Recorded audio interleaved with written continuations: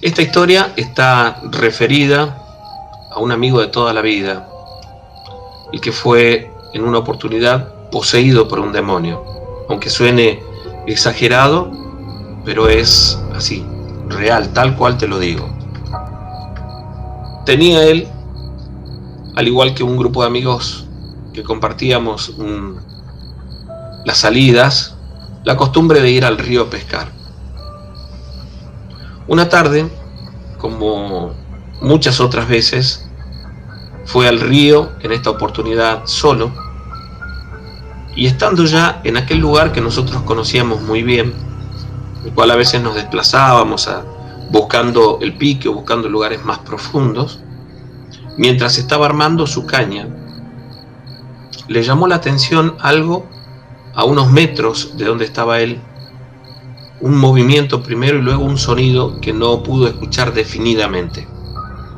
Según él, creyó que se trataba de algún extraño animal que se movía muy rápido.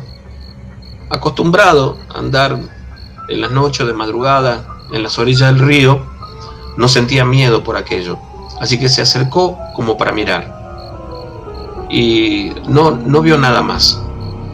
Pero al llegar al lugar, a ese sitio donde él había visto el movimiento, comenzó a escuchar ruidos a su alrededor, como si alguien caminara rompiendo las ramitas a su paso, y por más que se esforzaba tratando de ver algo, no había nada. Luego comenzó a escuchar un sonido. Él lo describió como si se tratase de el llanto de los gatos, ¿no? Ese sonido que emiten cuando pelean. Pero seguía sin ver nada. Cuando se dio vuelta para volver, con el pie tropezó en algo y encontró allí un libro antiguo, un libro de color negro, con unos relieves dorados en su tapa. Lo levantó y lo guardó en su mochila. Pasó la noche allí pescando y se volvió mucho más antes que otras veces, porque los sonidos y la actividad que había cerca de él era inusual. Y en un momento sintió un poco de miedo. Fue a su casa y luego de ducharse, y estando en su habitación, abrió este libro. Y ahí se detuvo leyendo algunos párrafos por un momento largo, y luego de eso se fue a dormir. En la noche, según nos relataría tiempo después, comenzó a sentirse extraño, algo raro. No sabía ni siquiera cómo explicarlo bien. Y pasó más o menos una semana así. Muy intrigado por lo que iba leyendo en el libro, él nos contó luego que cada uno de los párrafos que leía era como que lo iba enganchando para leer el próximo.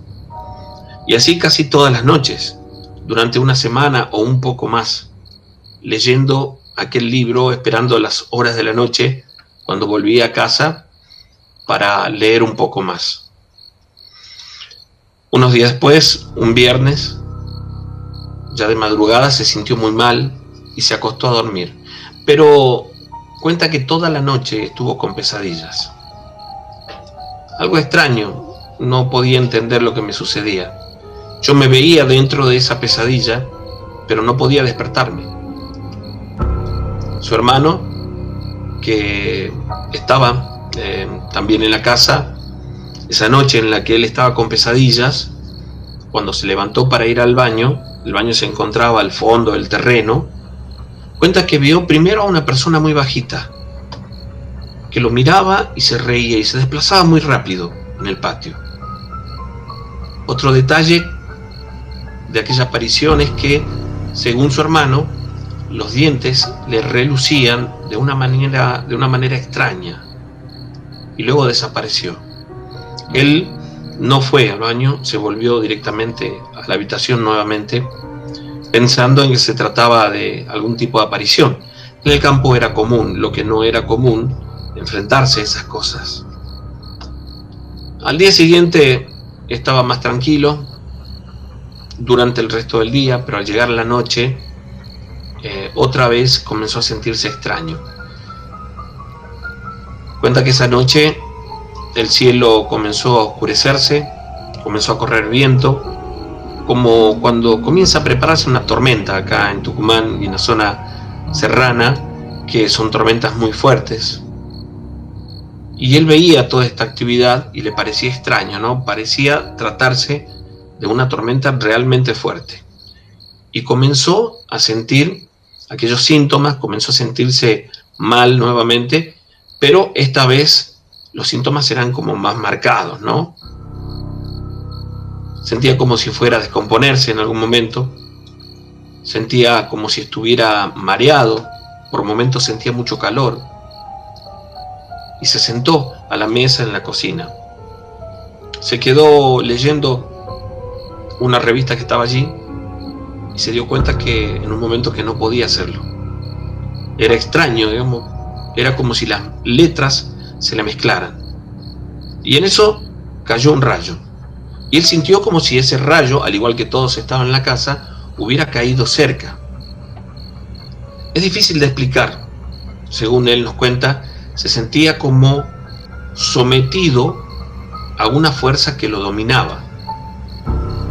Y que con el paso de la noche, aquello se fue acentuando más hasta reducirlo a él a la mínima expresión. No podía dominar su cuerpo y no tenía voluntad. Sí, muy dentro de él estaba en pánico. Su cuerpo fue poseído. Y esto lo escuchamos de su propia boca un tiempo después. Cuentan en su casa que los cambios eran notorios.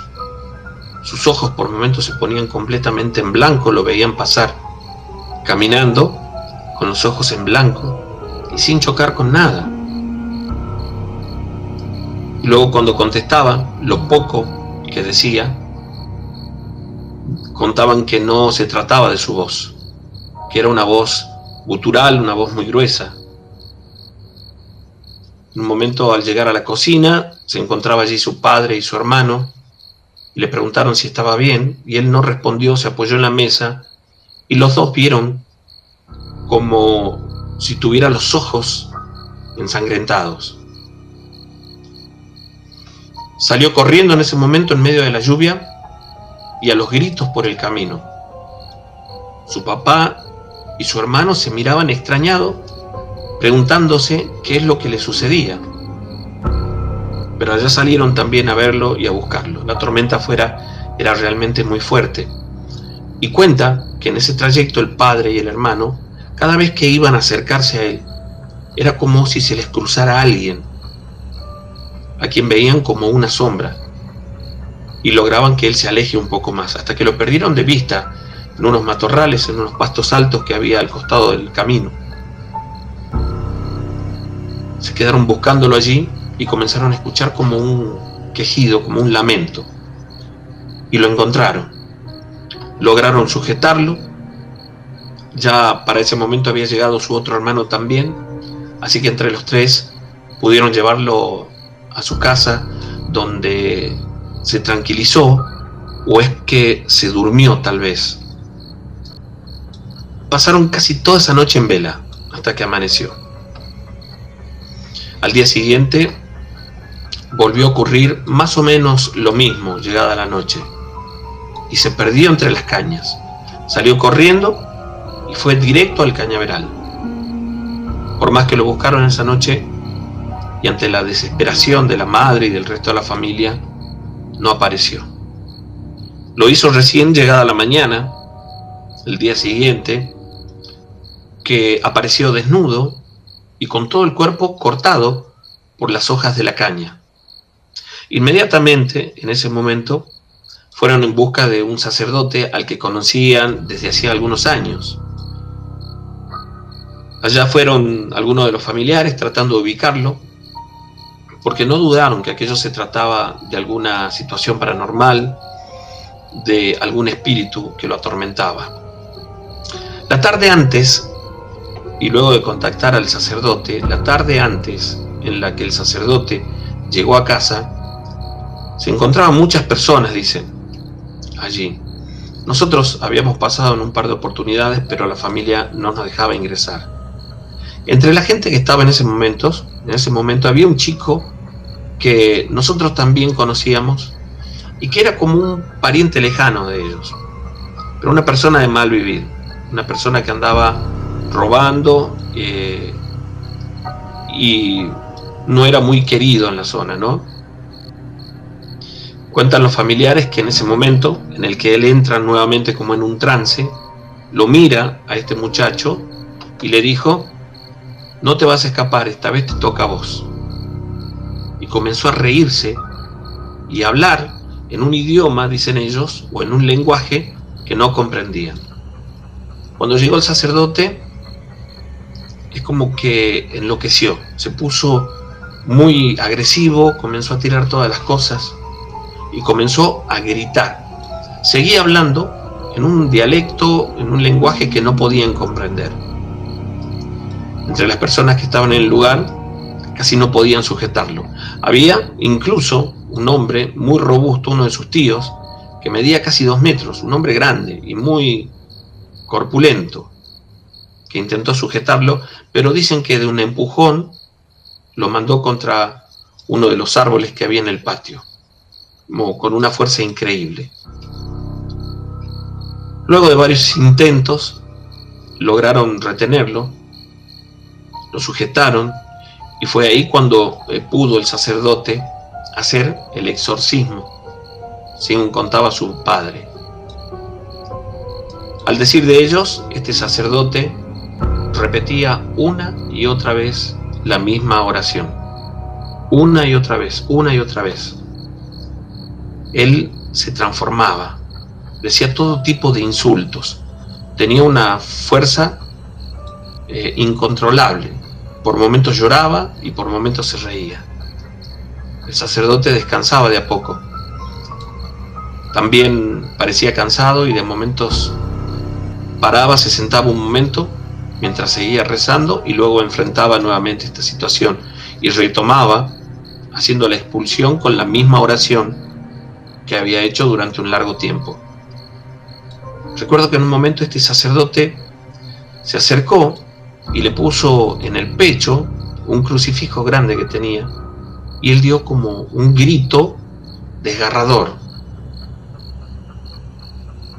Y fue en ese momento quizás cuando aquel espíritu lo abandonó, porque él cayó como desmayado al piso. La gente que estaba en el lugar, que era familia y gente de la zona, que estaba en el patio acompañando a la familia de él, cuentan que vieron salir del techo de la casa lo que parecía ser un pájaro muy grande, negro, a los gritos, asustando a todos los que estaban allí. Todos se preguntaron qué era. Al despertar, mi amigo, luego de una hora aproximadamente, volvió en sí y volvió a la normalidad, porque respondía, aunque con alguna dificultad, como si estuviera muy cansado, muy débil, pero normalmente.